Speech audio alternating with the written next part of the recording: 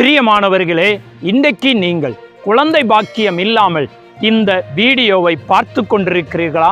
உங்களுக்காகவே தேவன் சொல்லுகிறதான வார்த்தை என்னவென்றால், ஜெபிக்க வேண்டும். யார் ஜெபிக்க வேண்டும் என்றால், மனைவிக்காக கணவர் ஜெபிக்க வேண்டும். நிச்சயமாக அற்புதம் நடக்கும். குழந்தை இல்லாமல் இருந்த தன் மனைவிக்காக ஈசாக்கு ஜெபித்தார். அவருடைய மனைவி ரெபெக்காள் கற்பந்தரித்தாள் என்று வேதம் கூறுகிறது. ஆதியாகமம் 25ஆம் அதிகாரம் 21ஆம் வசனம். மலடியாயிருந்த தன் மனைவிக்காக ஈசாக்கு கர்த்தரை நோக்கி வேண்டுதல் செய்தார். கர்த்தர் அவன் வேண்டுதலை கேட்டருளினார். அவன் மனைவி ரெபெக்காள் கற்பந்தரித்தாள். இவர்களுக்கு 2 ஆண் குழந்தை பிறந்தது. நிந்தைகளோடு அவமானத்தோடு ஒருவேளை நீங்கள் வாழ்ந்து கொண்டிருக்கலாம். ஜெபியுங்கள். இயேசு உங்கள் நிந்தைகளை அவமானங்களை மாற்றி உங்களுக்கு அற்புதம் செய்து குழந்தையை தந்து ஆசீர்வதிப்பாராக.